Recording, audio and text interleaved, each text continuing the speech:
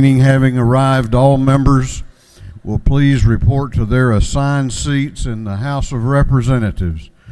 All members will report to their seats.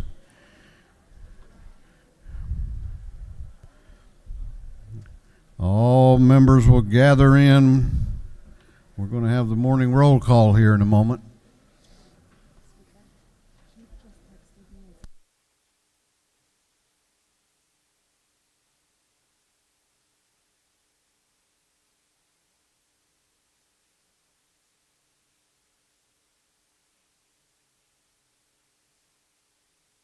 All right, we're going to have the morning roll call. All members present will please vote green to signify their presence in the chamber, and the clerk will unlock the machines. Thank you.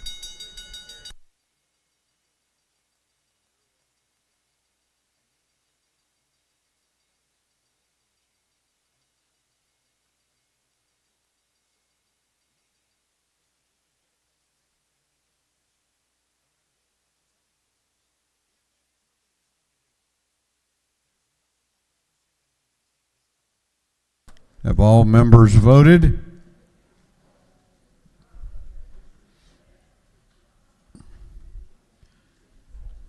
Got a little low turnout today. I'm assuming, though, that they're all, those that are not here, are downstairs being tested. What do you think? Good time to remind you that testing will continue until 11 a.m. downstairs. If you have not tested, then now's the time to do that. All members voted. What you wish to speak, Representative Thomas, during the roll call?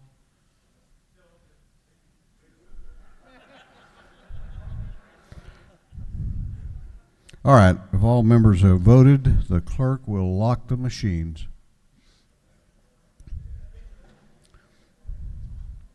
Doorkeepers will close the doors and keep them closed. Well, good morning. We will begin our day today with scripture reading and prayer by the chaplain, after which we will pledge allegiance to the flag of our country. Our chaplain this morning will be introduced by the gentleman from the 27th House District, Chairman Lee Hawkins. Chairman Hawkins.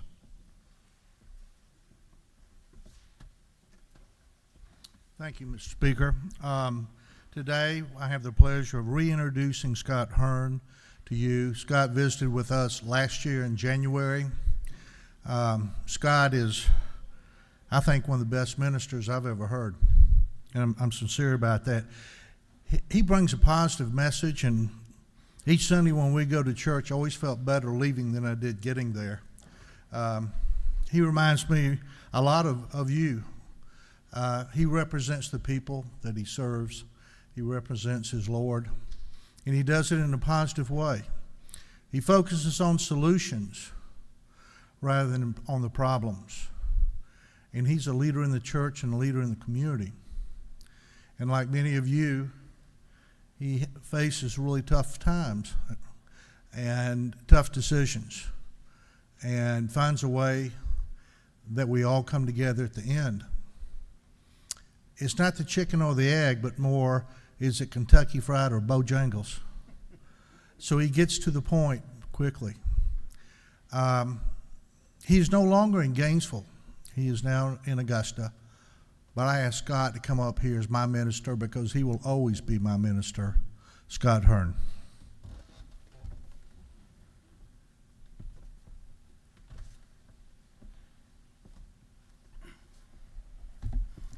Speaker Ralston and Representative and friend Lee Hawkins and distinguished members of this body, thank you so much for this high honor. And I just want to make sure that Representative Hawkins' words just then didn't come out of my time. Is that? Hey, listen, I want to say also this, just as a lifelong resident of this great state, I really appreciate that people like me get to come and stand at this place. That means something to me, and I want to thank you for that. So what I want to share this morning is an observation that I don't think I'm the only one that shares it, and that is this, that God has slowly being removed from our national and political dialogue. And my fear also is, what also is at risk is the protection of faith convictions also being removed. Now, this hasn't always been the case, and in a moment, I want to share a powerful example of when God was placed front and center by a sitting president, and it really wasn't that long ago. So why is God at risk of being removed? I mean, is God viewed as offensive or judgmental or not fair because we've gotten so smart? I think it's something else. And I think we begin to find that in the Proverbs writer who writes in Proverbs 30, 8 and 9, keep falsehoods and lie far from me. Give me neither poverty nor riches, but give me only my daily bread. Otherwise, I may have too much and disown you, God, and say, who is the Lord? And I think that's where we as a nation are saying today, where is the Lord? And I don't think it's because we're so smart or we're trying to be so politically correct. I think it's because we have become so affluent. Affluence and humility don't complement each other. And the more affluent we become, the less dependent we become. And the less dependent as a nation, the more arrogant. I mean, isn't it ironic that we have moved away from the God who has blessed us so much because he's blessed us so much?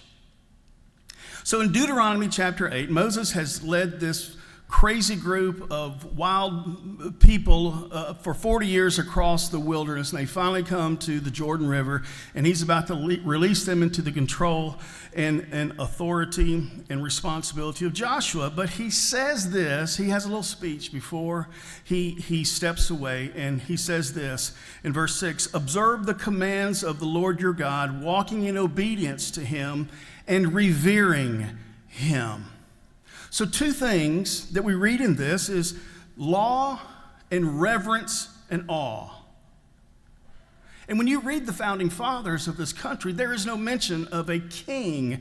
There are two things, law and remaining in awe of God. Verse 10, when you have eaten and are satisfied, praise the Lord your God for the good land he has given you. And so Moses is saying, listen, be grateful. Be grateful. Moses knew us and our human nature, that we are so prone to move very quickly to my hands did this. And Moses knew that prosperity and humility don't go together. And it's not just individuals, it's nations also. You lose your humility, you lose your dependence, and you end up asking, who is the Lord?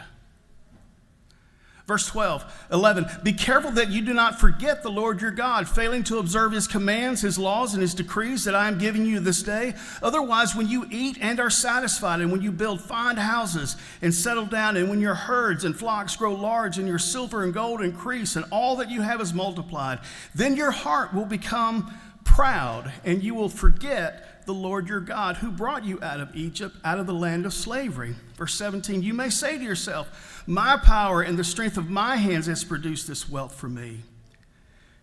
And when you think that what we have done is we've done our own, that we're no longer accountable to anyone else. And when we lose a sense of accountability, we become more unjust in our treatment of other people. And when we think that what we have is because of our hard work, we think it is all ours.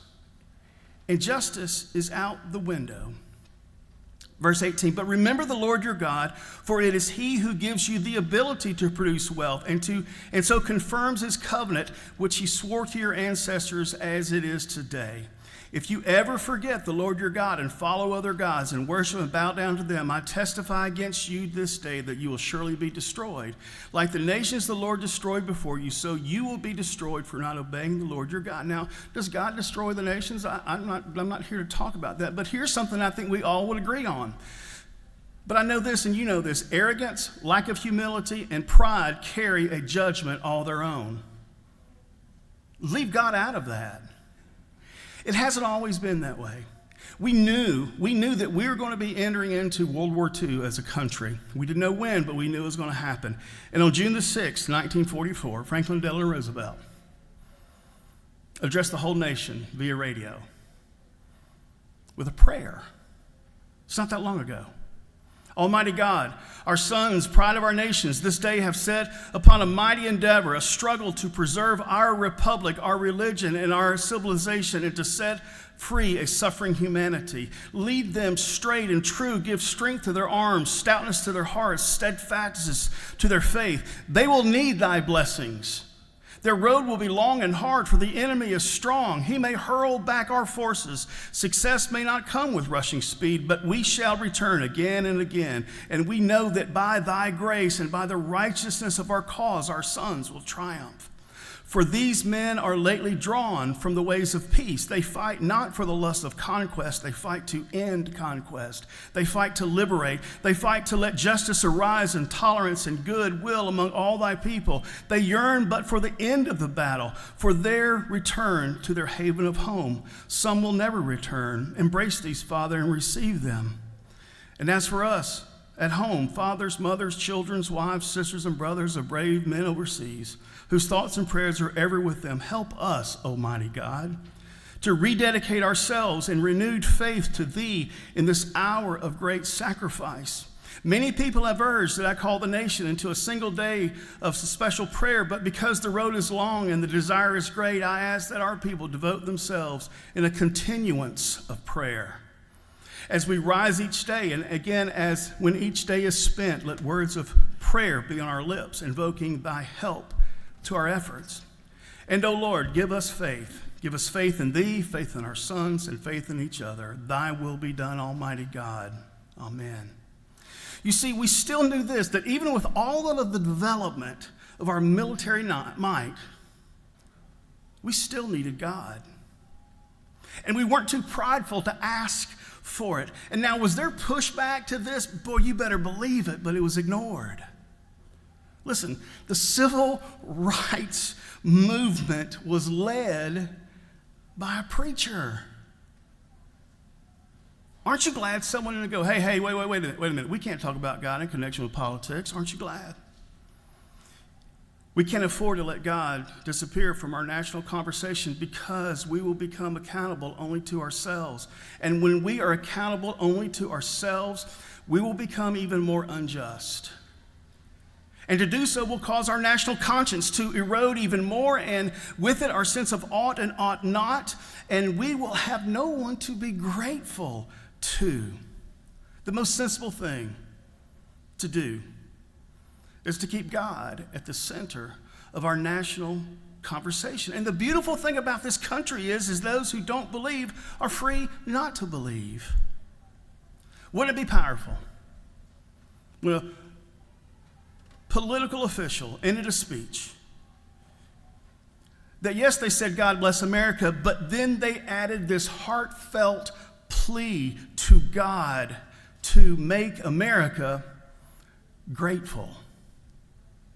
Then everyone would know that we really still are a nation under God, and we are accountable to God, and we are grateful to God, and that there is no doubt in our minds that we are who we are because of his grace. Lord, we give thanks for all your many blessings. I pray blessings on this esteemed body, that you might continue to guide and lead us and be our God, and lead us gracefully and faithfully. In Jesus' name, amen. We join me in the pledge. I pledge allegiance to the flag of the United States of America and to the republic for which it stands, one nation under God, indivisible, with liberty and justice for all.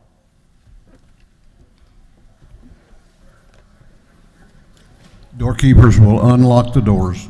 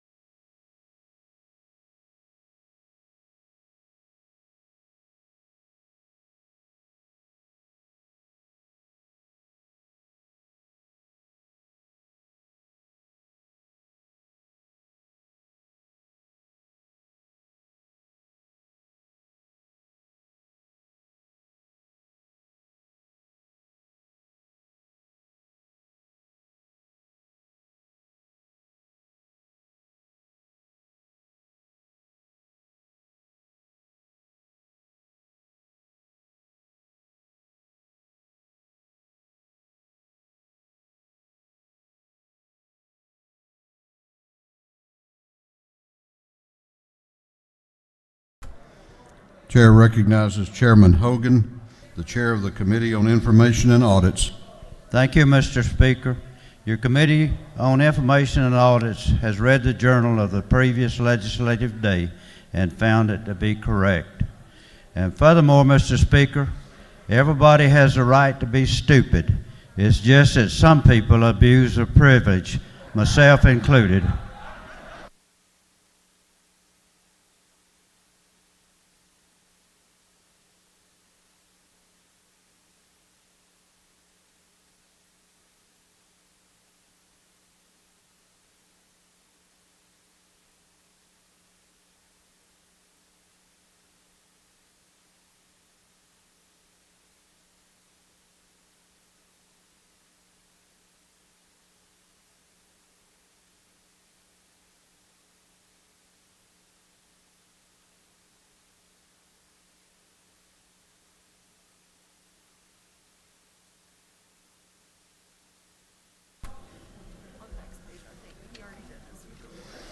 Chairman Hogan, the chair of the Committee on Information and Audits, reports that the journal of the previous legislative day has been read and found to be correct. Is there any objection to the confirmation of the journal? The chair hears none, and the journal is confirmed. The clerk will read the resolution establishing the order of business for the day. Mr. Burns, 159th, moves following be established as the order of business during the first part of the period. Unanimous consents. Introduction of bills and resolutions. First reading and reference of House bills and resolutions. Second reading of bills and resolutions. Reports of standing committees. First reading and reference of Senate bills and resolutions. Morning orders. Is there any objection to the adoption of the resolution establishing the order of business for the day? The chair hears none, and the resolution is adopted. First reading of bills and resolutions. The clerk will read. House Bill 618 by Representative Reeves, the 34th, Scoggins, the 14th. Bill being entitled Act to amend Article 3, Chapter 4, Title 53, the Official Code of Georgia annotated, relating to execution and attestation. Judiciary. House Bill 619 by Representative Houston, and the 170th. Bill being entitled Act to amend Part 2 of Article 3, Chapter 3, Title 12, the Official Code of Georgia annotated, relating to Heritage Trust Program. State properties. House Bill 620 by Representative Lever to the 33rd, Oliver to the 82nd, Administration to the 104th, Wilson to the 80th, and Scoggins the 14th. Bill be entitled Act to amend Title 29, Chapter 4 of Title 51 and Article 6 of Chapter 6 of Title 53, the Official Code of Georgia annotated, relating to guardian and ward, wrongful death, and bond. Judiciary. House Bill 621 by Representative Wilson to the 80th, Evans to the 57th, Allen to the 40th, and Schofield to the 60th. Bill be entitled Act to amend Title 33, the Official Code of Georgia annotated, relating to insurance.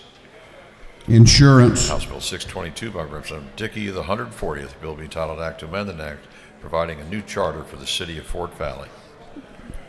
Intergovernmental coordination. House Bill 623 by Representative Ridley the 6th, Carpenter the 4th, and Tarvin the 2nd. Bill being titled an act to provide a new charter for the town of Cohutta. Intergovernmental coordination. House Bill 624 by Representative Taylor the 173rd, Green the 151st, Campbell the 171st, and Dukes the 154th. Bill being titled an act to amend Code Section 15.6.2, the official code of Georgia annotated relating to number of judges of superior courts. Judiciary. House Bill 625 by Representative Rhodes the 120th, Powell the 32nd, Leverett the 33rd.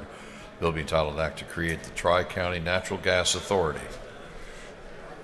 Intergovernmental coordination. House Bill 626 by Representative Glanton the 75th, Bodie the 62nd, Smyrie the 135th, Beverly the 143rd, Hughley the 136th, and others. Bill being titled an act to amend Chapter 2 of Title 20, the official code of Georgia annotated relating to elementary and secondary education. Education. House Bill 627 by Representative LaHood of the 175th, Weedower the 119th, Lott of the 122nd, Rhodes the 120th, and Ridley of the 6th. Bill being titled an act to amend Chapter 5 of Title 43, the official code of Georgia annotated relating to athletic trainers. Health and Human Services. House Bill 628 by Representative LaHood of the 175th, Petrie the 166th, Cooper the 43rd, Newton the 123rd, and Ridley the 6th. Bill be titled an act to amend Article 14A of Chapter 7 of Title 31 of the official code of Georgia annotated relating to Central Caregiver Registry. Human Relations and Aging. House Bill 629 by Representative Newton the 123rd, Hawkins the 27th, Cooper the 43rd, Fryer the 118th, and Dempsey the 13th. Bill be titled an act to amend Chapter 12 of Title 31 of the official code of Georgia annotated relating to control of hazardous conditions. Health and Human Services. House Bill 630 by Representative Beverly the 143rd, Mitchell the 88th, Wilkerson the 38th, Cannon the 58th, Basemore the 63rd, and others. Bill be titled an act to amend Article 7, Chapter 4, Title 49 of the official code of Georgia annotated relating to medical assistance generally. Health and Human Services. House Bill 631 by Representative Chokus the 138th, Newton the 123rd, Kelly the 16th, Lumsden the 12th, Stevens the 164th, and others. A bill be titled an act to amend Code Section 35.3.33 of the official code of Georgia annotated relating to powers and duties of the Georgia Crime Information Center. Public Safety and Homeland Security. House Bill 632 by Representative Basemore the 63rd, Bruce the 61st, Metz the 55th, Bodie the 62nd, and Jackson the 64th. Bill be titled an act to amend Chapter 14 of Title 40 of the official code of Georgia annotated relating to use of speed detection devices. Public Safety and Homeland Security. House Bill 633 by Representative Basemore the 63rd, Beverly the 143rd, Williams the 168th, Smyrie the 135th, Mitchell the 88th, and others. Bill be titled an act to amend Article 3, Chapter 5 of Title 16, the official code of Georgia annotated relating to kidnapping, false imprisonment, and relating offenses. Public Safety and Homeland Security. House Bill 634 by Representative Mathis the 144th. Bill be titled an act to amend an act provide that a judge of probate court of Wilkinson County shall serve as chief magistrate of the magistrate court.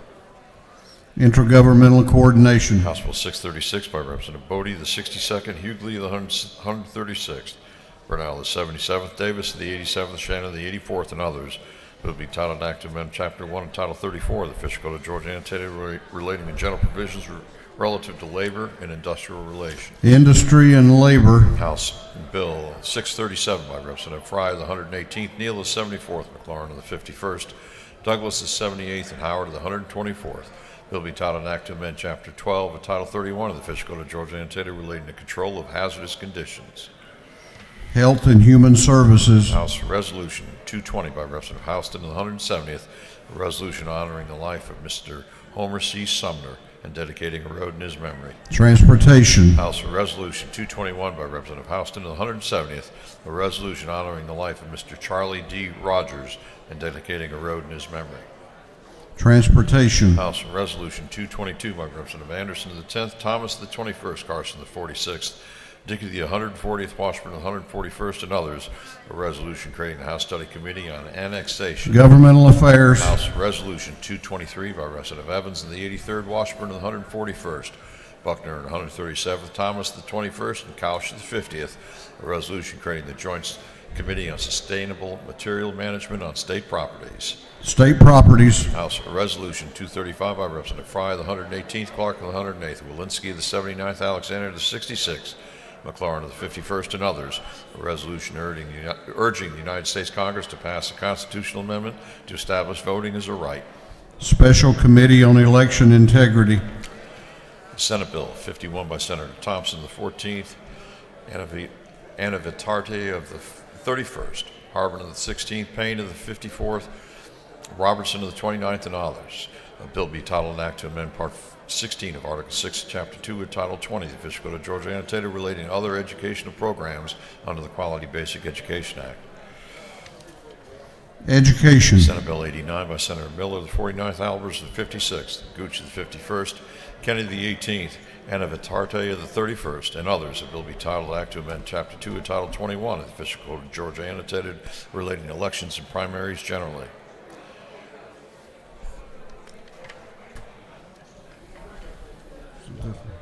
Special Committee on Election Integrity. Senate Bill 100 by Senator Watson, the 1st, Dugan of the 30th, Kennedy the 18th, Miller of the 49th, Howell of the 48th, and others.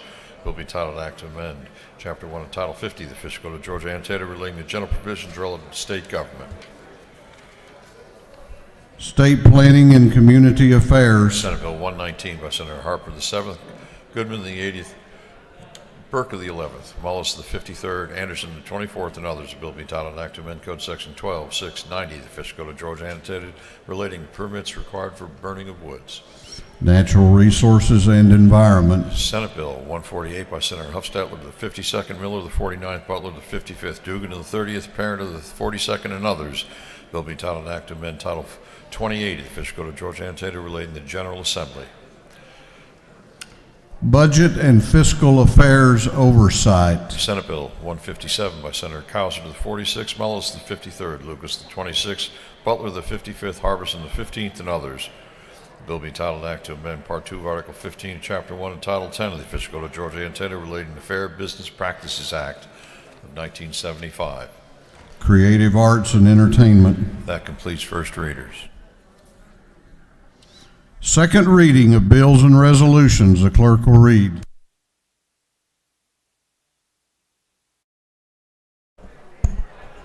House Bill 35 by Representative Scott of the 76th, McLeod of the 105th, Beverly of the 143rd, Schofield of the 60th, Davis of the 87th, and others.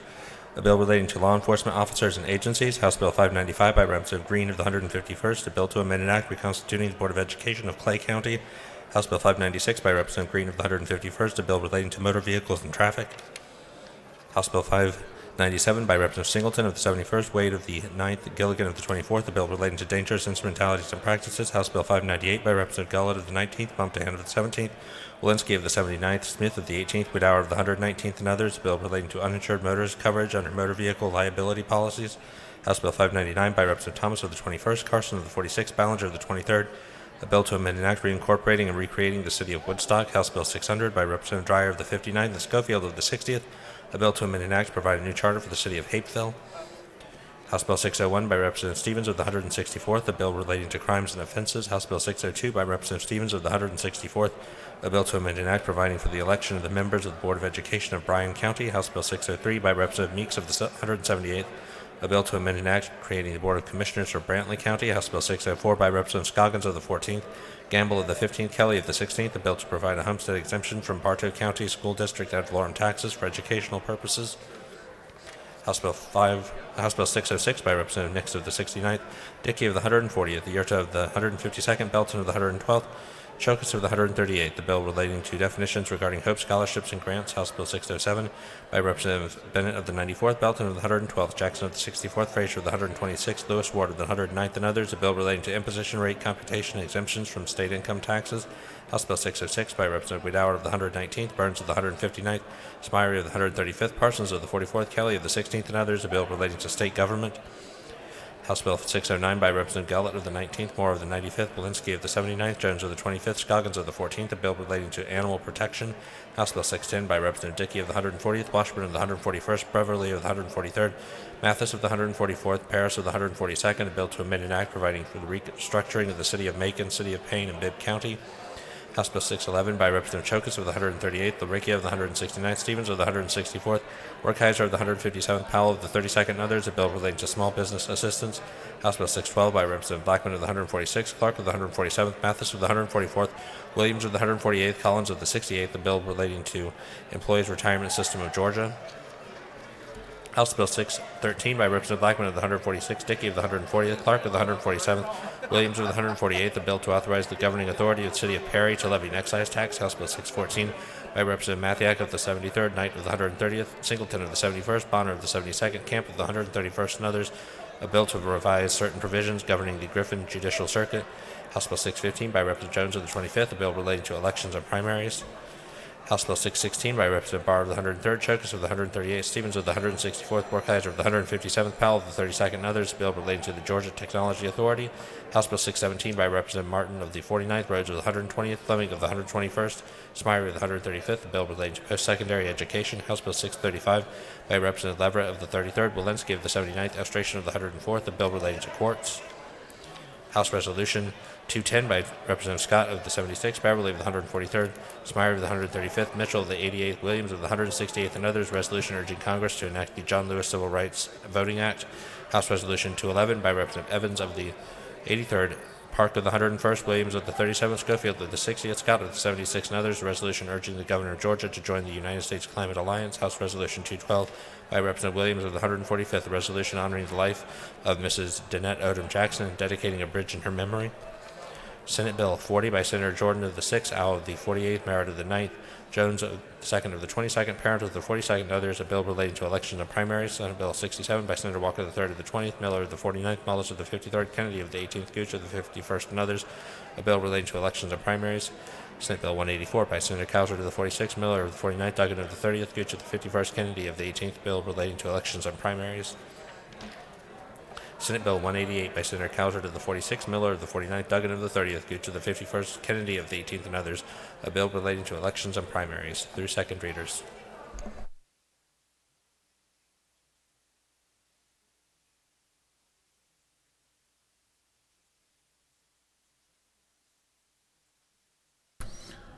Reports of standing committees. The clerk will read.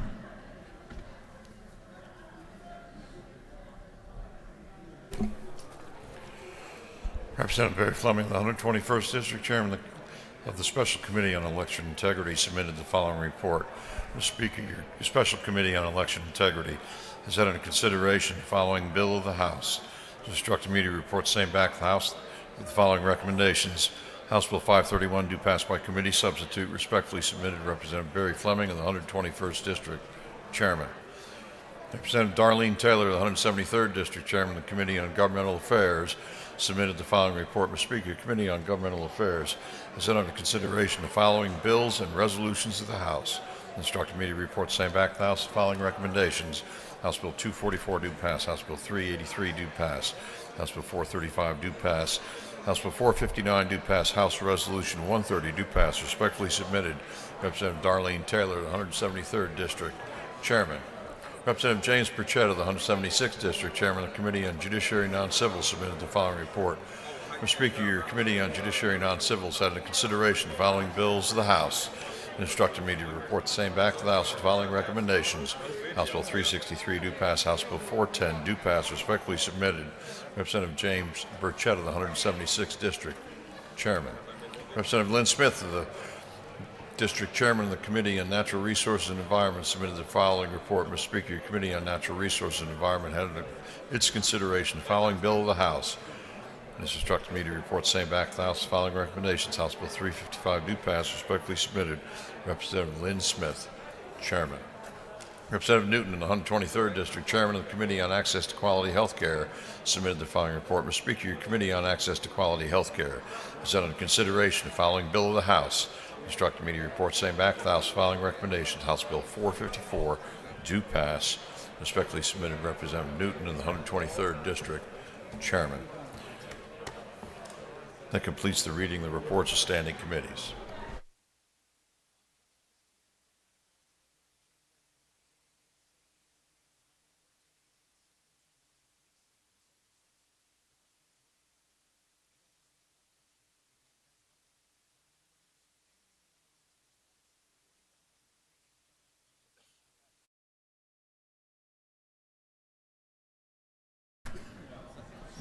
Okay, we're going on now to morning orders. Going on to morning orders. House will come to order. House will be at order. Okay, so let me remind the members, under the rules of this House, after day 20, and we're on now 23, the rules limit the total time each day for morning orders to 10 minutes. 10 minutes. If I allocated to all those who have signed up today an equal amount of time, it would be about 22.1 seconds each. So, let's find out how much you love your brothers and sisters. Because when the 10 minutes is up, there's going to be some that are not going to hear recognized for a morning order. Fateful words. Fateful words. Chair recognizes for a morning order the Majority Leader of the House, Leader Burns, Chairman Dickey, and Chairman Lynn Smith.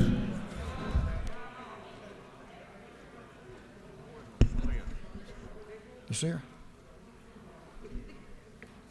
Clock's running, Chairman Woman Smith, so we're going to get started. Thank you, Mr. Speaker. Ladies and gentlemen, today is a day of celebration. This is virtual Forestry Day at the Capitol. What's significant about that is the General Assembly created the Georgia Forestry Commission 100 years ago in 1921. And since that time, they've continued to promote responsible forest stewardship and fire prevention throughout our state. Now led by new director, Tim Larimore, continue to do a great job. Georgia Forest Commission nurseries provide seedlings, encourages reforestation by providing millions of seedlings and other hardwoods for our state landowners.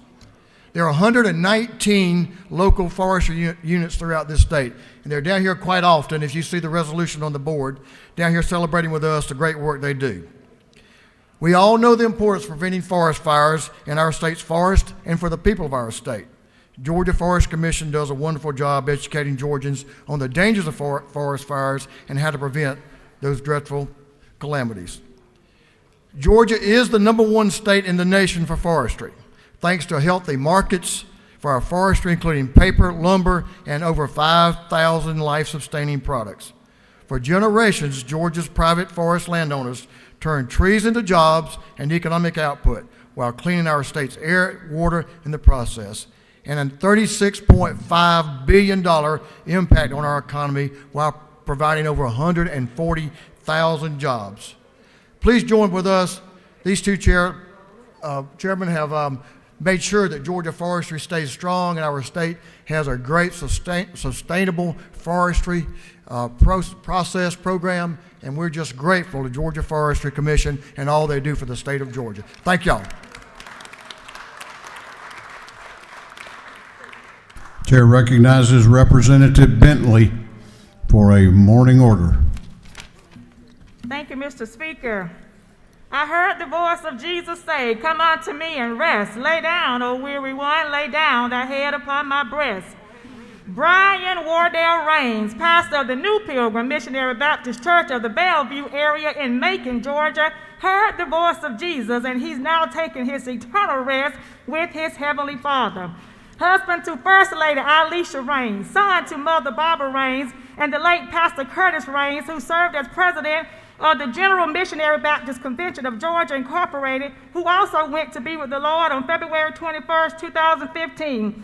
Passed away yesterday, February 24th. I am eternally grateful to have had a pastor of strong faith and supportive of me personally and professionally. He's pictured on the screen. Please join me for a moment of silence to honor this 43-year-old military veteran, husband, son, and beloved pastor, Brian Wardell Raines. Amen. Thank you, Mr. Speaker and members of this House. God bless you all. Chair recognizes Representative Mac Jackson for a morning order. Thank you, Mr. Speaker. Today Today I rise for a Black History Moment from Sandersville, Georgia. Miss Alicia Gray graduated from Washington County High School in Sandersville. She was ranked as the number 7 overall and number 4 guard in the 2013 class according to ESPN. 3-time Class 3A Player of the Year by the Georgia Athletic Coaches Association. 2-time selection by the Atlanta Journal-Constitution. Led Washington County to the 3A state title in 2011. She was named to the 2012 USA Basketball U18 national team. She played college basketball for North Carolina and South Carolina, where she won her first national championship. In 2017, she was selected by the Dallas Wings as the 4th overall pick in the 2017 WNBA draft. Her position is shooting guard. Miss Alicia Gray. Thank you, Mr. Speaker. Chair recognizes Chairman Belton for a morning order. We are now at the halfway point. Thank you, Mr. Speaker. I rise today to celebrate our University System of Georgia. Our Georgia schools over the last 5 years have not raised their tuition more than 1% below the rate of inflation. In the 3 of the last 5 years, there's no tuition increases, and Georgia families pay the 4th least in the South and the 14th lowest in the nation. Our Georgia schools are successful. We have only one of 3 states in the nation with at least 2 universities in the top 15. And our Georgia schools are friendly. 10 of our universities are on the military-friendly designation. 3 are in the top 10, including University of Georgia, Georgia Southern, and Georgia State. And North Georgia College is one of only 6 military colleges in the United States of the nation. We should be all very, very proud of our University System of Georgia. Thank you. Chair recognizes Representative Anulowicz for a morning order.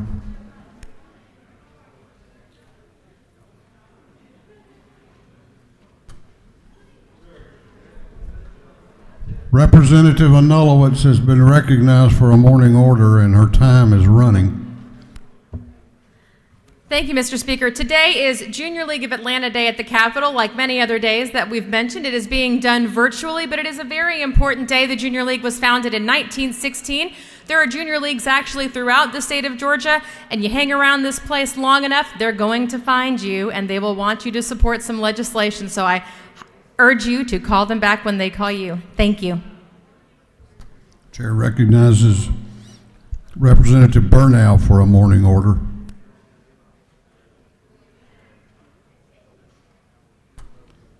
Chair recognizes Representative Frazier for a morning order.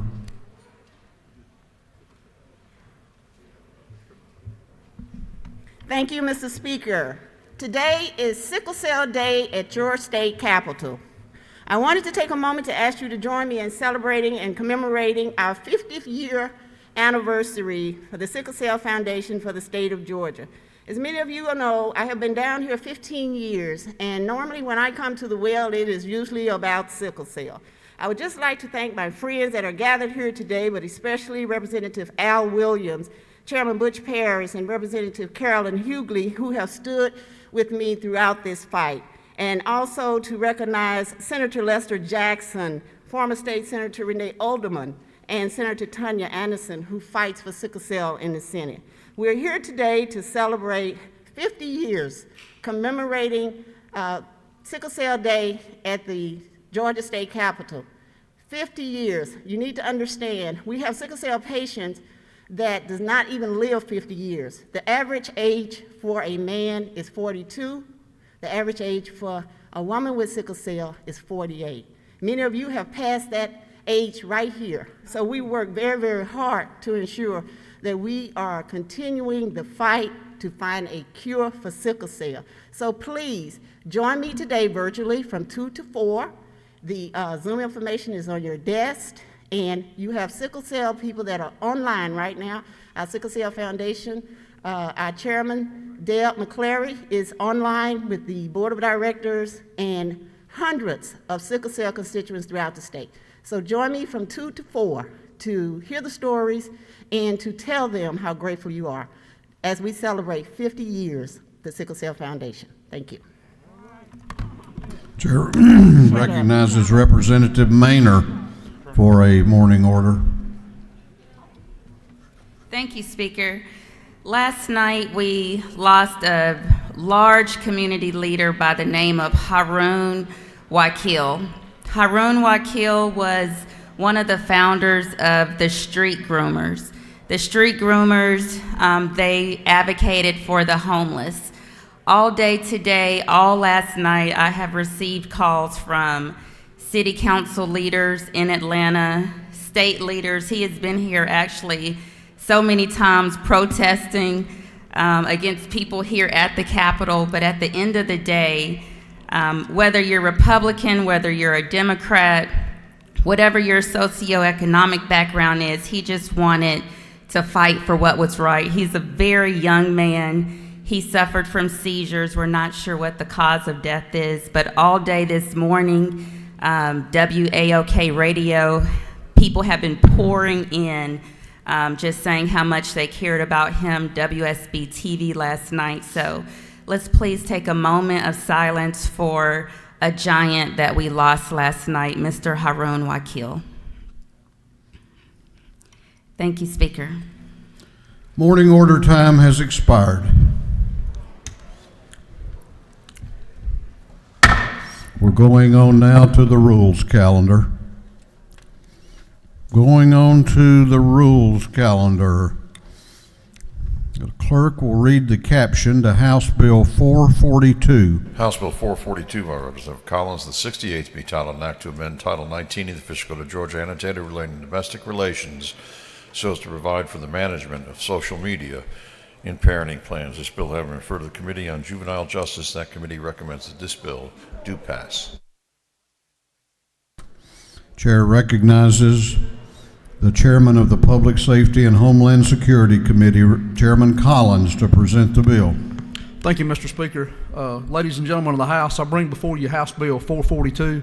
It's a very simple bill dealing with domestic relations, specifically with parenting plans for children of parents going through a divorce. Currently in statute, a judge will award the oversight of 4 categories to one or both parents: the child's education, the child's health, the child's extracurricular activities, and the child's religious upbringings. I stand before you today because, like so many others, we see where young children are having cell phones and social media. This just simply adds the management of social media to our current statute. As we have evolved as a society, as a state, that's one of the issues that I think a lot of parents are dealing with, and this just makes it very clear and allows the judge and the parents to go through mediation and decide on who oversees the management of social media. Very simple bill. I'd ask for your favorable consideration, and if there's no questions, I'd like to yield the well, Mr. Speaker. You do not have any questions. Is there any objection to the previous question being ordered? The chair hears none. The previous question is ordered. Is there any objection to agreeing to the report of the committee, which was favorable to the passage of the bill? The chair hears none. The report of the committee is agreed to. Shall this bill now pass? All those in favor of the passage of House Bill 442 will vote aye. Those opposed will vote no, and the clerk will unlock the machines.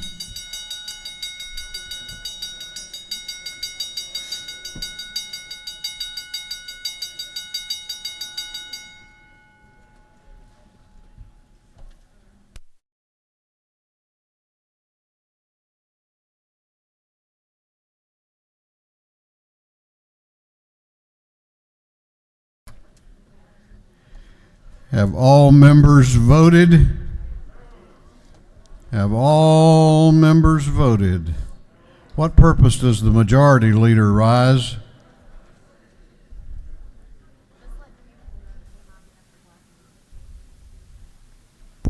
Parliamentary Inquiry, Mr. Speaker. State your inquiry. Mr. Speaker, I'd like for it to be recorded in the record that the chairman that just presented the bill has done it the proper way.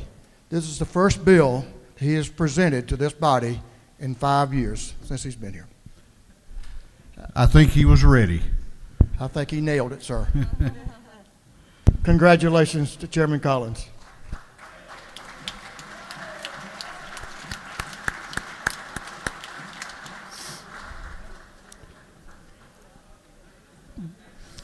Have all members voted? If so, the clerk will lock the machines. On the passage of House Bill 442, the ayes are 154, the nays are 0. This bill, having received the requisite constitutional majority, is therefore passed. Clerk will read the caption to House Bill 63. House Bill 63 by Representative Blackman and the 146 to be entitled an act to amend Chapter 5C of Title 4080 of the Official Code of Georgia annotated relating to alternative ad valorem tax on motor vehicles. This bill having been referred to the Committee on Ways and Means. That committee recommends that this bill do pass by committee substitute. Chair recognizes the chair of the Ways and Means Committee, Chairman Blackman, to present the bill. Thank you, Mr. Speaker. We bring before you House Bill 63. As many of you know, when we changed the title tax laws in our state, TAVT did double tax and impact our leases in a kind of a destructive way. When we fixed that, we did not exclude the fees and interest that go along with leases as the payments come in. This addresses that and fixes that moving forward. I've been working on it for a few years. Certainly appreciate all the sponsors and the work that's gone into it from the interested parties. And DOR, as you noticed, has asked us for an effective date of January 1st. So in Section 2, you'll see that. And I think really it's a consumer-friendly piece, and it reaffirms our commitment to the duty that lies nearest, Mr. Speaker.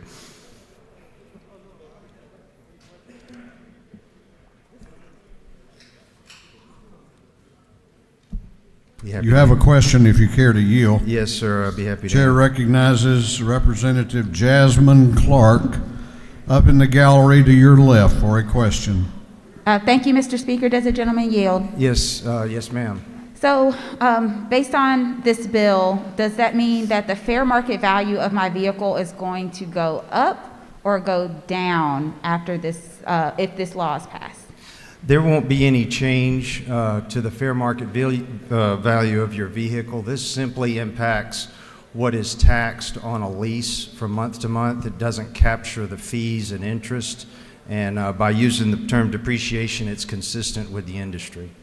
Thank you. Thank you, Dr. Clark. You have no further questions. Thank you, Mr. Speaker. I ask for your favorable consideration. Yield the will. Is there any objection to the previous question being ordered? The chair hears none. The previous question is ordered. Is there any objection to adopting the committee substitute? The chair hears none. The committee substitute is adopted. Is there any objection to agreeing to the report of the committee, which was favorable to the passage of the bill? The chair hears none. The report of the committee is agreed to. Shall this bill now pass? All those in favor of the passage of the bill will vote aye. Those opposed will vote no, and the clerk will unlock the machines.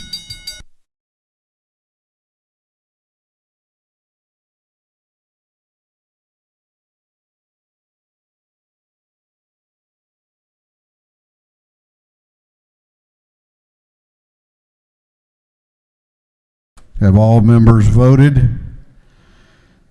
Have all members voted? If so, the clerk will lock the machines on the passage of House Bill 63. The ayes are 166, the nays are 0. This bill, having received the requisite constitutional majority, is therefore passed. Clerk will read the caption to House Bill 43. House Bill 43 by Representative Cantrell, the 22nd and others be entitled an act to amend Code Section 4226 of the Official Code of Georgia annotated relating to form and contents of application for registration, heavy vehicle tax, and satisfactory proof of insurance. This bill having been referred to the Committee on Motor Vehicles, that committee recommends that this bill do pass by committee substitute. Chair recognizes Representative Cantrell to present the bill. Thank you, Mr. Speaker. Colleagues, I bring to you today House Bill 43. It's a very simple bill. This bill was carried by Chairman McCall last year, and I co-sponsored it with him. Then it died with COVID, and so I'm bringing it back today. What this bill does is very simple. It allows a car owner, when they're registering their license plate, it gives them the option.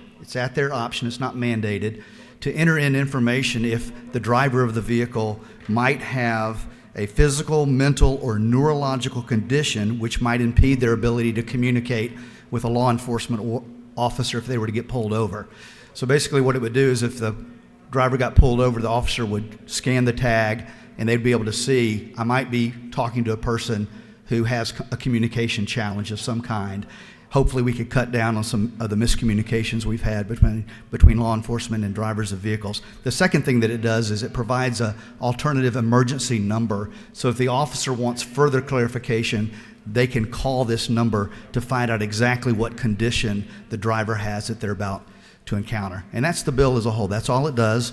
And Mr. Speaker, I'm going to yield the well because I know Chairman Nix would like to speak to this bill. You had no questions, and the chair recognizes Chairman Nix to speak to the bill. Thank you, Mr. Speaker. I'll be real brief. If you think this is not a big deal, I have a lady by the name of Serenity Graham in LaGrange I'd like you to talk to. She called me last fall and was describing this bill and what she would like to see in it. She is the mother of a son who is about to turn 16, who is a diabetic. His name is Walker, hence the name of this bill is Walker's Law. She was very concerned that he might be stopped, be having some type of episode, not that would keep him from driving, but would keep him from communicating with the officer. And she asked me to carry this bill or get this bill. Like I said, I didn't think it was a big deal, but after talking to her for a while, I found out it was. I talked to Chairman Corbett. He told me that this bill had been there before. I actually drew a bill up, and then I found out that Representative Cantrell had already done this bill, and we just added Walker's Law to it. I think it's great. It comes in handy to protect both the individual who may have the problem, but I think it also helps protect our law enforcement. We've had so many situations where a traffic stop turned into a very serious situation. And I think this will help to alleviate some of that. So please join me in passing House Bill 43, which we're going to call Walker's Law in honor of this young man from LaGrange. Thank you, Mr. Speaker. I yield the well. Is there any objection to the previous question being ordered? The chair hears none. The previous question is ordered. Is there any objection to adopting the committee substitute? The chair hears none. The committee substitute is adopted. Is there any objection to agreeing to the report of the committee, which was favorable to the passage of the bill? The chair hears none. The report of the committee is agreed to. Shall this bill now pass? All those in favor of the passage of the bill will vote aye. Those opposed will vote no, and the clerk will unlock the machines.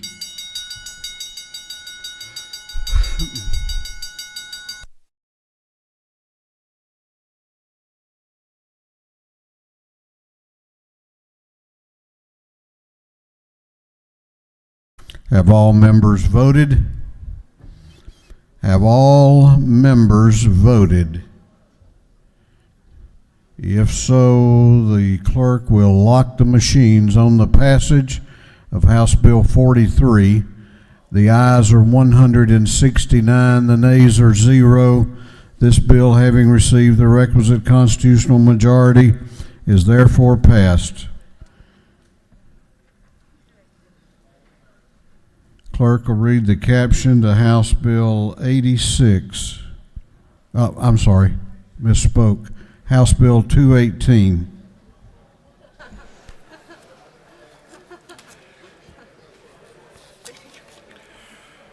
House Bill 218 by Representative Ballinger, the 23rd, to be entitled an act to amend Code Section 1611-126 of the Official Code of Georgia annotated relating to having or carrying handguns, long guns, or other weapons. This bill having referred to the Committee on Public Safety and Homeland Security, the committee recommends that this bill do pass by committee substitute. Chair recognizes Chairman Ballinger to present the bill. Thank you, Mr. Speaker. Ladies and gentlemen, I bring before you a very simple little housekeeping gun bill The first bill would allow our Attorney General to enter into agreements with other states. This would allow permit holders here in the state of Georgia to carry in approximately 5 other states, as well as have those carriers come here and enjoy our wonderful state while they're enjoying their Second Amendment rights as well.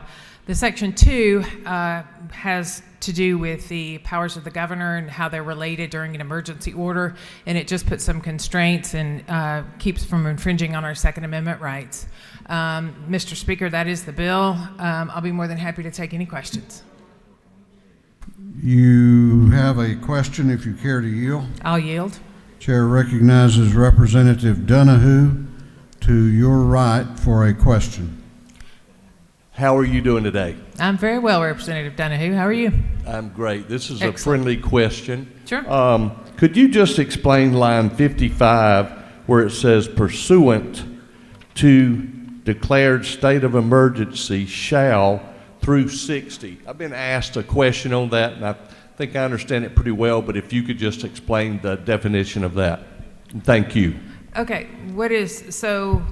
I do apologize. Can you restate the question? Because I got it, because you said the following line, so I'm not sure if it was over the specific word or the statement or... The statement of 55 through 62 line. 55 through 62.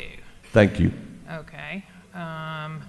So, color of law, while acting during or pursuant to a declared state of emergency, shall seize or authorize the seizure of any firearm, ammunition, or any component thereof, ammunition, reloading equipment, supplies, or weapons, the possession of which was not prohibited by law at the time immediately prior to the declaration of the state of emergency, and other than as provided by the criminal or forfeiture laws of the state.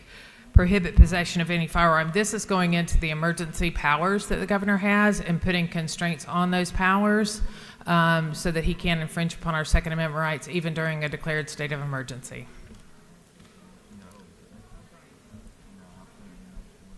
Made me put my glasses back on. No further questions. Thank you, Mr. Speaker. I ask for your favorable consideration, and I yield the well.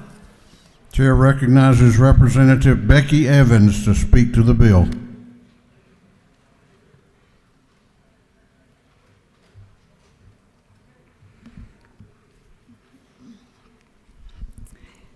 Thank you, Mr. Speaker. Colleagues, today I rise in opposition to House Bill 2018. House Bill 2018 unnecessarily expands Georgia's concealed carry handgun reciprocity. This bill would allow people who have concealed gun permits from any other states to also carry their handguns here in Georgia. We do not need to expand concealed carry reciprocity in Georgia. Currently, our law allows those who are licensed to carry in other states to also carry in Georgia only if the Georgia handgun carry license is also recognized in their resident state. Chairman Ballinger told me that's called specific reciprocity. When we talked in committee about who we have specific reciprocity for, they were unsure, but I looked it up on the Attorney General website. We have concealed carry reciprocity with 32 states, and the 2 states that were mentioned in committee are already on our list. And for the record, these are the states: Alabama, Alaska, Arkansas, Arizona, Colorado, Florida, Idaho, Indiana, Iowa, Kansas, Kentucky, Louisiana, Maine, Michigan, Mississippi, Missouri, Montana, New Hampshire, North Carolina, North Dakota, Ohio, Oklahoma, Pennsylvania, South Carolina, South Dakota, Tennessee, Texas, Utah, Virginia, West Virginia, Wisconsin, and Wyoming. So we have that reciprocity there. So the Chairman Ballinger also made a point that this bill does not automatically provide reciprocity. It facilitates the process. It allows the Attorney General to enter into an agreement. It allows permit holders in those states to carry there, allows our permit holders to carry there. However, the language of this bill does not require reciprocity, which the current law does. So I oppose this bill for several reasons. It's a dangerous threat to our law enforcement officers and our public safety. There's no assurance of discretionary provisions and no assurance of safety and no flexibility for judges during a state of emergency. This general expansion of carry reciprocity could force Georgia to recognize the concealed carry standards from the remaining 17 states where we don't have reciprocity, even the 5 that have dramatically weaker standards, and those that don't require any permit at all. Law enforcement overwhelmingly opposes concealed carry reciprocity, which would put police in danger for doing their jobs. On April 19, 2018, the International Association of Chiefs of Police, IACP, released a letter of opposition to the federal Concealed Carry Reciprocity Act. This letter was signed by 473 law enforcement agencies from 39 states who joined together to oppose concealed carry reciprocity. Our own LaGrange, Georgia Chief of Police, Louis M. Deckmar, was IACP president at that time, and this is what he said. While I support Second Amendment rights for all law-abiding citizens, I strongly oppose the Concealed Carry Reciprocity Act because it endangers the public and law enforcement. This legislation would override state laws that determine who is qualified to carry a concealed firearm, laws that take into account the distinctive circumstances and needs in each state. No state should be forced to accept a person carrying a concealed that does not meet the standards the state has set for its own citizens. Concealed carry reciprocity severely interferes with local law enforcement's ability to prevent gun violence and safeguard the public. I reached out to my law enforcement officers late last night in researching this bill, and I heard back from our sheriff in DeKalb and from Michael O'Connor, the deputy chief of police. So this is not an official police position, but Michael O'Connor said, while I consider myself to be a supporter of Second Amendment rights in general, I am not a supporter of this bill as written. That is my personal opinion. My professional opinion is that this bill does nothing to increase the personal safety of Georgians. It might very well contribute to a spike in gun violence as seen throughout the state in 2020. I ask you, my esteemed colleagues, what does your law enforcement think about this bill? Do they support or do they oppose? It's hard to know if you wouldn't be able to have sent them the bill because it was changed twice, changed in committee with the sub, changed in rules with the sub. So you wouldn't have been able to send them the exact bill to ask them that. So I ask that you check in with your law enforcement officers before you vote yes on this bill. Now, we all know that police officers cannot stop and ask to see a permit for no reason.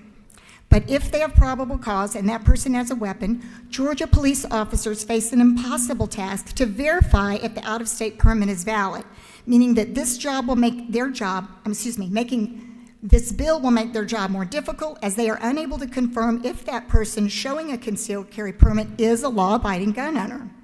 As Boston Commissioner William Evans said in April 2018, during traffic stops and other interactions with the public, our officers would have to be familiar with 50 different state laws on concealed carry permitting. Given the split-second decisions our officers frequently need to make, this is nearly impossible and can foreseeably lead to violent confrontations. The strongest component of Georgia's carry license is its discretionary provision, which allows a judge to deny a license to someone who is deemed not to be of good moral character. A handful of those states that do not have a discretionary provision in their handgun carry license, these states are Minnesota, New Mexico, Nebraska, Nevada, Arizona, and Washington State. So this means that people who would not be given a concealed carry handgun license if they lived in Georgia, they will be free to carry their handguns on Georgia streets, which will create a significant public safety threat to all Georgia residents.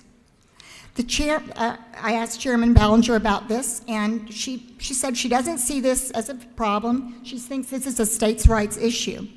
But I ask, what about Georgians' rights? Our responsible gun owners have met standards, and they should rest assured that other gun owners have as well. And let's talk about safety. In a time where gun sales and gun violence have risen dramatically across the country, this bill would allow 17 additional states to have handgun carrying privileges in Georgia without any consideration of how strong or well-run their permitting systems are. Some of these additional states do not require safety training, meaning more untrained people in Georgia will be carrying loaded handguns in public and may not know how to properly and safely handle a handgun. The amendment to 218, expanding emergency powers related to guns, unnecessarily ties the hands of judges and public health officials during the state of emergency. The Chief Judge of the Georgia Supreme Court declared a judicial emergency last spring and instructed courts to suspend all but essential functions in an effort to stem the spread of COVID-19 virus. the Council of Probate Court Judges of Georgia issued a memo temporarily suspending license carry renewals and permit applications as a response to local law enforcement limiting fingerprinting. And fingerprinting, which is a requirement to obtain a carry handgun license, and which helps ensure people with dangerous histories don't carry guns in public. This dangerous amendment would not allow judges the flexibility to take a pause. This amendment would curtail judicial discretion and hamstring local law enforcement during a time when the focus should be on public safety, not the ability to carry loaded handguns in public. Increasingly, the amount of people walking around on Georgia streets with loaded handguns from other states, in addition to unnecessarily restricting the authority of judges and public health officials during a public health emergency, is irresponsible and unsafe. And let's talk about the impact. The expansion of concealed carry reciprocity and emergency powers related to gun victims of domestic abuse. As we've said, the strongest component of Georgia's carry license is its discretionary provision, which allows a judge to deny a license to someone who is not of good moral character, someone such as a domestic abuser. Because a handful of states will now be allowed to carry in Georgia that do not have a discretionary provision in their handgun carry license, and Georgia officers have no way to verify if an out-of-state permit is valid, it is possible that those with dangerous histories will be allowed to cross state lines to carry in Georgia, including domestic violence offenders.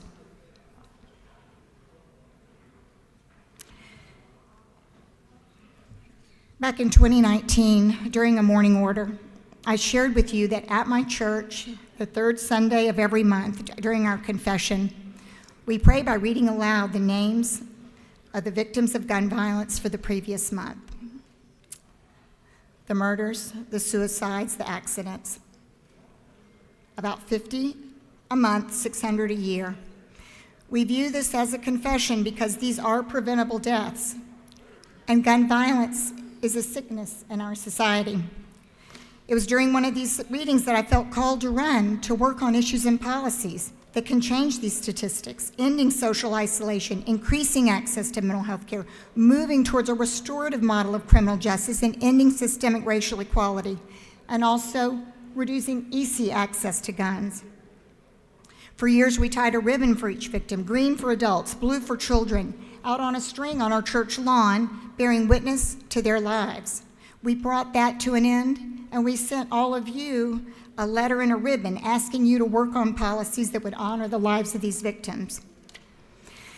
This past year, we worked on soul boxes, 3-inch paper boxes that show the photo and name and keywords about the life of Georgians, and assembled these into large panels. And I regret to inform you that we had 1,200 victims of gun violence in Georgia in 2020. In December, we went from 50 up to, we'd been having 50 in 2019. We had 98 gun violence deaths in Georgia in December. Each one of these was killed by a bullet shot from the barrel of a gun.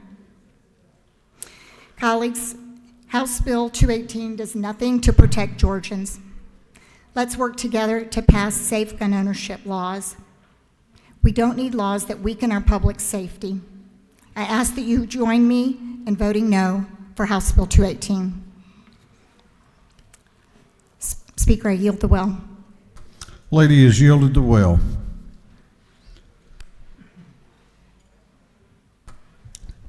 Is there any objection to the previous question being ordered? The chair hears none. The previous question is ordered. There is a minority report on the bill. What purpose does the minority caucus whip rise? To make a motion. State your motion. I'd like to make a motion that we waive the minority report. You're withdrawing it? Withdraw the withdraw the minority report. Thank you. Okay. The Representative Wilkerson has moved to be permitted to withdraw the minority report. Is there any objection? Any objection? The chair hears none and the minority report is withdrawn. Is there any objection to withdrawing the committee substitute? The chair hears none. The committee substitute is withdrawn. Is there any objection to adopting the substitute offered by the Committee on Rules? The chair hears none. The Rules Committee substitute is adopted. Is there any objection to agreeing to the report of the committee, which was favorable to the passage of the bill? The chair hears none. The report of the committee is agreed to. Shall this bill now pass? All those in favor of the passage of the bill will vote aye. Those opposed will vote no. And the clerk will unlock the machines.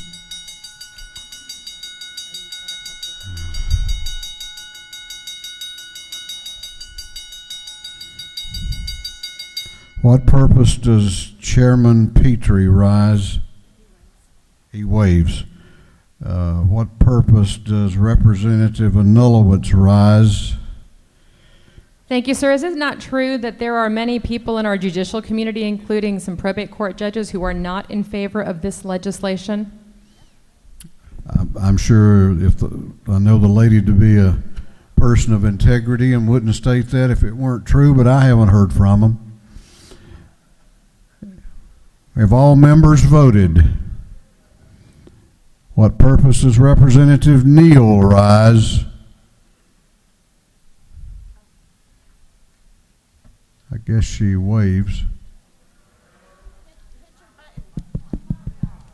Parliamentary Inquiry. State your inquiry. Is it not true that this type of reciprocity bill that has failed the Republican-led Congress in 2015, 2017, and 2019? That it failed in that Congress? I don't keep up with Congress too much. Thank you, Mr. Speaker. Even less now. What purpose does Chairman Setzler rise? Parliamentary Inquiry, Mr. State your inquiry. Isn't it true this bill provides common sense provisions to protect firearm owners during states of emergency, and that's very often the case. It's those most severe circumstances. Some folks might even own firearms.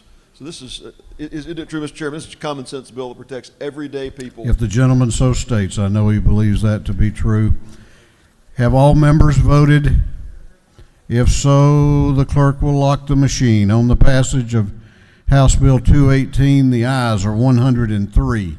The nays are 69. This bill, having received the requisite constitutional majority, is therefore passed. Clerk will read the caption to House Bill 34.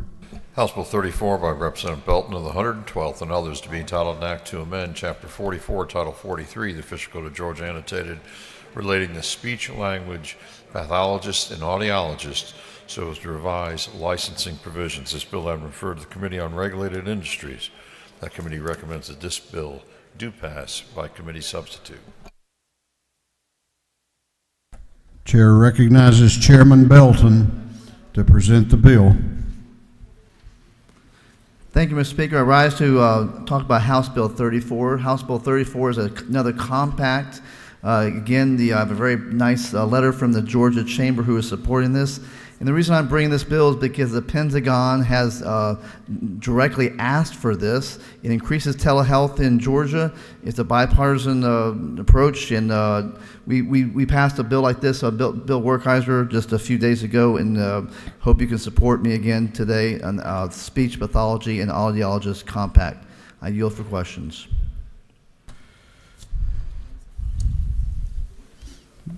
You do have a question if you care to yield. I yield, sir. Chair recognizes Representative Bennett to your left for a question. Thank you, Mr. Speaker. Would the gentleman yield? Yes, ma'am. Is it not true that currently in the state of Georgia there is such a shortage in speech and language pathologists, particularly in the practice of pediatrics, that this compact would help to serve the citizens of Georgia? I agree. I actually saw a speech pathologist when I was a very young child, and I know it did a lot for me, although I'm sure folks would disagree with me. Thank you. Thank you. Chair, you have another question if you care to yield. I'll yield for one more, sir. Chair recognizes Representative Walensky in the gallery, and I'm sorry, he's in room 341.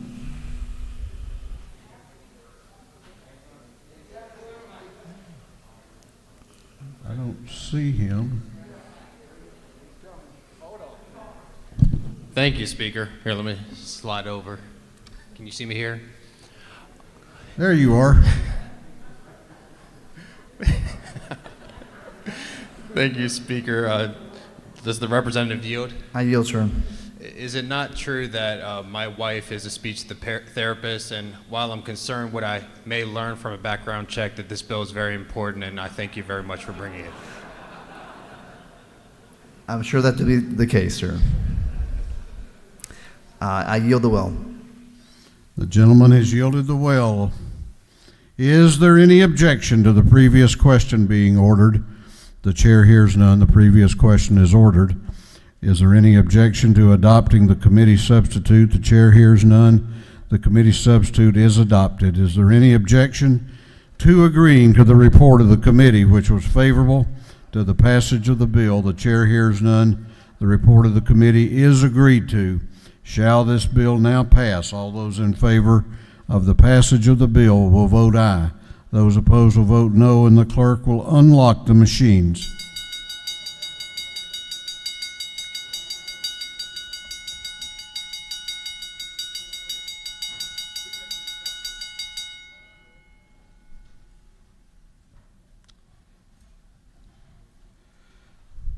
Have all members voted?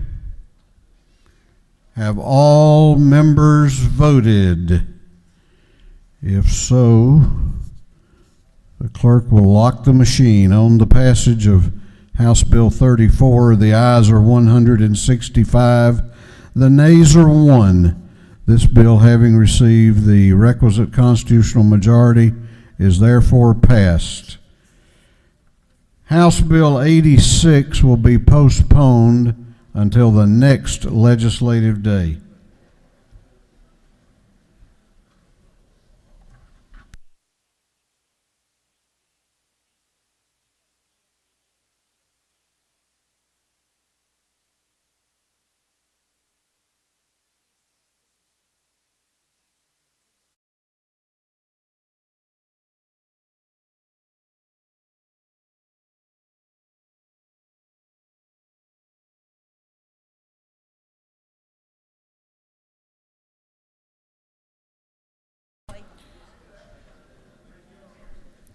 The clerk will read the caption to H.R. 119.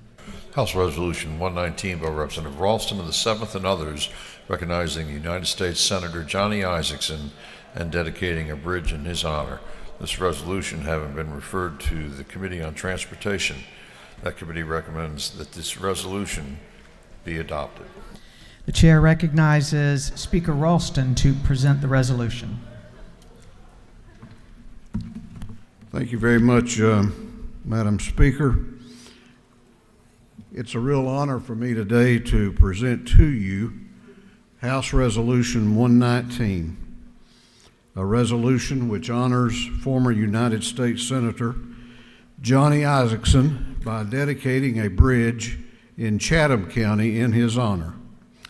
I want to first thank Chairman Hitchens for being the second signer on this resolution and for allowing us the opportunity to name this particular bridge for Senator Isakson. I think it's in his district. I'd also like to thank several other members of the coastal delegation for joining me on the resolution. Chairman Ron Stevens, Chairman Jesse Petrie, Representative Carl Gilliard, and Majority Leader Burns. This bridge, which would become the Senator Johnny Isakson Bridge, is on State Route 307 and sits over a portion of the Garden City Terminal at our Port of Savannah, just outside the main gate. It carries much of the truck traffic into and out of the Port of Savannah, and it overlooks the new Mason Mega Rail Yard, currently under construction, which will expand the port's freight rail capacity. The Savannah Harbor Expansion Project and the Mason Mega Rail Project both received substantial federal support thanks to Johnny Isakson. So it is fitting that this bridge, that you can watch Georgia's economy expand because of and through our deep water ports. Johnny Isaacson was and is a champion for economic development and job creation, a veteran who made his career in real estate. Senator Isaacson believes that the best way to help people to lift our state up is to expand opportunity for everyone. He served our state in this House and across the hall in our state Senate. He also served Georgia in the United States House of Representatives and in the United States Senate until his retirement due to health reasons in 2019. Johnny Isaacson is a great leader and a dedicated public servant, but just as importantly, he is a good and decent man. He treats everyone with respect and with a civility that is becoming all too rare these days. Senator Isaacson only delineates people into one of two groups. To which group you belong has nothing to do with race, gender, or even political party. Senator Isaacson only knows people as friends or future friends. Everyone can look to Senator Isaacson as an example of what one person can do when they just do the right thing. I am honored and humbled to call him my dear friend, and if he is watching at home, I want to offer my personal thanks to him for his service and the very high bar he has set for public service. His example is one we would do well to follow, and it is for that reason that I ask you to join with me in naming this bridge, this important bridge, for Senator Johnny Isaacson. Thank you, Madam Speaker. I yield the well. Gentleman has yielded the well. The chair recognizes Representative Meeks to speak to the bill.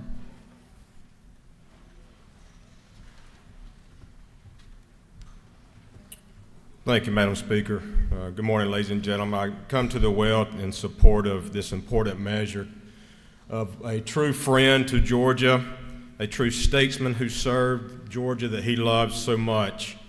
As it's been mentioned, having served in this General Assembly, we know Senator Isaacson to be a man who went to Washington to seek resolution to problems, working across the aisle with anyone and everyone whom he encountered. He was not afraid to work for the benefit to solve problems for all of Georgians. I got to know Senator Isaacson during my time in Washington as a staffer. I'm grateful that I did. To him, you see, everyone in the room was important. Whether you opened the door, whether you were a staffer, or whether you were the CEO of a company, everyone was important. Senator Isaacson spent his life thinking about the next generation. For some politicians that we think about the next election, he spent his life making sure that the next generation would have it better than what he had it. In his farewell address, Senator Isaacson made the comment that, in recent history books, you may or may not find Isaacson in the glossary, and you may never see his name again. Well, I'm grateful to stand here today and appreciate Speaker Ralston for bringing this measure to make sure that Senator Isaacson's name will never be forgotten. Thank you, Senator Isaacson, for your service to our state and our country. Thank you, Madam Speaker. I yield the well. The gentleman has yielded the well. Is there any objection to the previous question being ordered? The chair hears none. The previous question is ordered. Is there any objection to agreeing to the report of the committee, which was favorable to the adoption of the resolution? The chair hears none. The report of the committee is agreed to. Shall this resolution now be adopted? All in favor of the adoption of the resolution will vote yes. All those opposed will vote no, and the clerk will unlock the machine.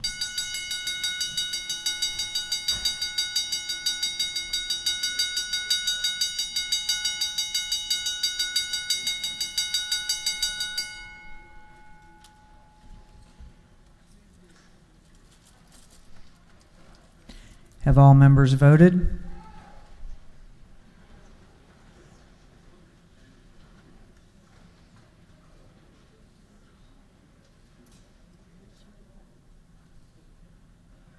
Have all members voted?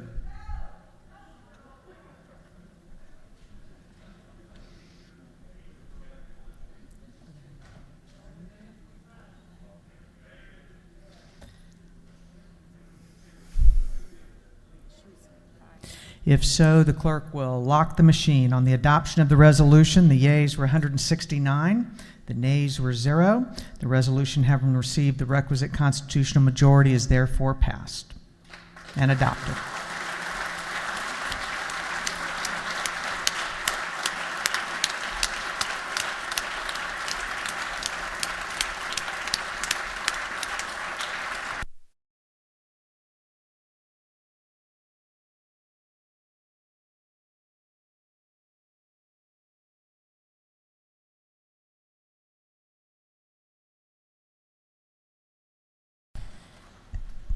The clerk will read the caption to House Bill 141. House Bill 141 by Representative Gaines, the 117th, being titled an act to amend Chapter 15, Title 17 of the Official Code of Georgia Annotated relating to victim compensation so as to provide for requirements for awards made from the Georgia Crime Victims Emergency Fund. This bill having referred to the Committee on Judiciary Non-Civil. That committee recommends that this bill do pass. Chair recognizes Representative Gaines to present the bill. Thank you, Madam Speaker. House Bill 141 comes on behalf of the Criminal Justice Coordinating Council, and it seeks to make medical payments paid to providers through the Crime Victims Compensation Program payment in full. If passed, a fee schedule will be implemented to reduce medical expenses for crime victims and will save the agency a projected $2 million a year in program expenditures. So it's good for the agency and good for victims of violent crime in our state. Be happy to answer any questions. There are no questions. Thank you, Madam Speaker. I yield the will. The gentleman has yielded the well. Is there any objection to the previous question being ordered? The chair hears none. The previous question is ordered. Is there any objection to agreeing to the report of the committee which was favorable to the passage of the bill? The chair hears none. The report of the committee is agreed to. Shall this bill now pass? All in favor of the passage of the bill will vote yes. All those opposed will vote no, and the clerk will unlock the machine.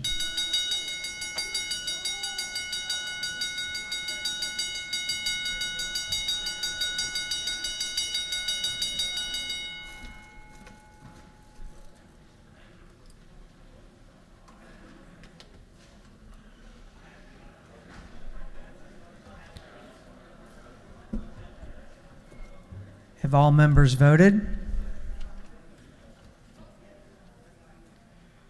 Have all members voted? If so, the clerk will lock the machine. On the passage of the bill, the yeas were 167, the nays were 0. The bill, having received the requisite constitutional majority, is therefore passed.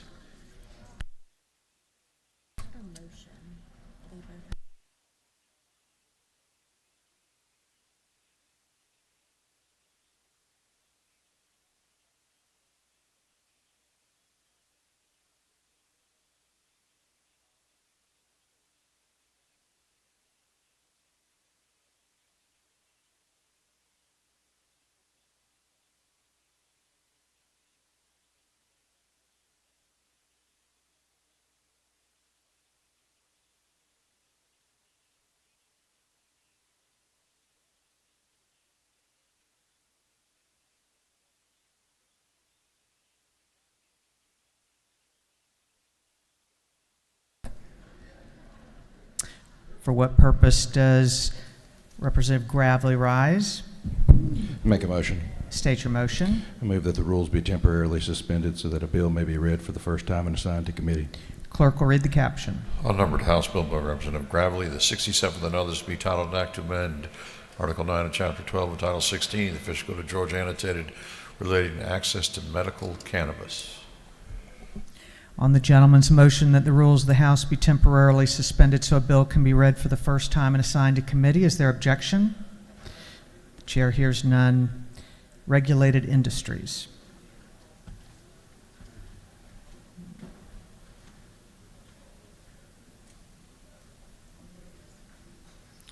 For what purpose does Chairman Tankersley rise?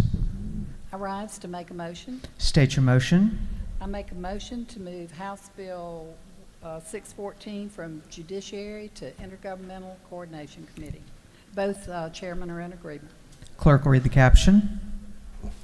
House Bill 614 by Representative Mathiak, the 73rd and others, to be entitled an act to revise certain provisions governing the Griffin Judicial Circuit. On the lady's motion that House Bill 614 be withdrawn from the Judiciary Committee and assigned to Intergovernmental Coordination. Is there objection? The chair hears none. It is so ordered.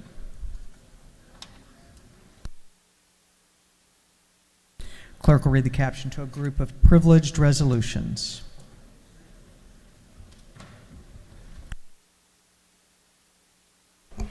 Honoring the life and memory of Kelly C. Collier Malone. Honoring the life and memory of Dr. Michael H. Edmondson. Congratulating the Effingham Veterans Park, recognizing the 100 Black Men of Atlanta Incorporated on his 2021 virtual day at the State Capitol on March 1st, 2021. Recognizing and commending Deanna Johnson Cothran for her impressive accomplishments as the host of the Working Woman radio show. Recognizing and commending Derica Williams for her leadership in various organizations.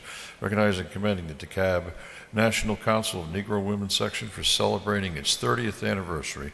Recognizing and commending Beverly Davis. Recognizing and commending Reverend Dr. Sam Davis. Commending and congratulating Chief Mike Jones upon the grand occasion of his retirement, and recognizing and congratulating Elvira Rogers upon the grand occasion of her retirement. And for other purposes, that completes the reading of the privileged resolutions. Is there objection to adopting the privileged resolutions? The chair hears none, and the resolutions are adopted. If you have an announcement, please make your way to the front. Please make your way to the front and make sure you're on the list. The chair recognizes Chairman Reeves for an announcement.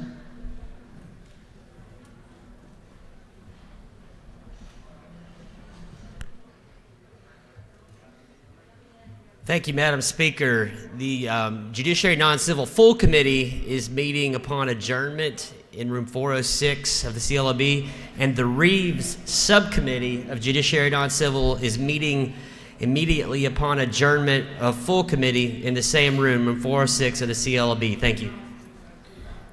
Chair recognizes Chairman F. Strachan for an announcement. Thank you, Madam Speaker. The House Judiciary Committee will meet at 1:30 today in room 132. 1:30 today in room 132. Thank you. Chair recognizes Representative McLean for an announcement. Thank you, Madam Speaker. Working Family Caucus will meet upon adjournment. Your lunches will be in CLOB 307. CLOB 307, that's where your lunches will be. Thank you. Thank you. Chair recognizes Chairman Ballinger for an announcement. Thank you, Ms. Speaker. Your Juvenile Justice Committee will meet today at 1 o'clock in room 403 here at the CAP. Thank you. Chair recognizes Chairman England for an announcement. Thank you, Madam Speaker. Just reminding everyone, tomorrow morning, 7:30 in room 341 and virtually, the House Appropriations Committee will be meeting. We'll be taking up 4 compensation resolutions and also Representative Chairman Reeves, Floor Leader Reeves' fee bill. Those have been sent to you in email form with the meeting invite, and the link will probably be coming a little bit later today for the members to be able to participate via Zoom. So again, 7:30 in the morning, bright and early. Look forward to seeing you then. Thank you. Chair recognizes Chairman Jaspers for an announcement. Thank you, Madam Speaker. Transportation, we do meet this afternoon at 2 o'clock. We have some very important bills to take up, and I'll see you at 5:06. Thank you. Chair recognizes Majority Leader for a motion.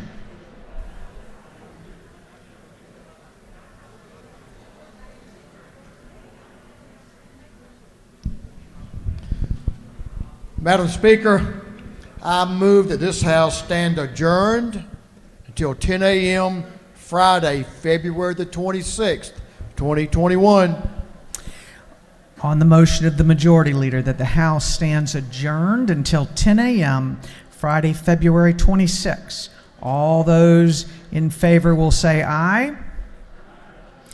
All those opposed will say no. And the ayes clearly have it, and the House is adjourned.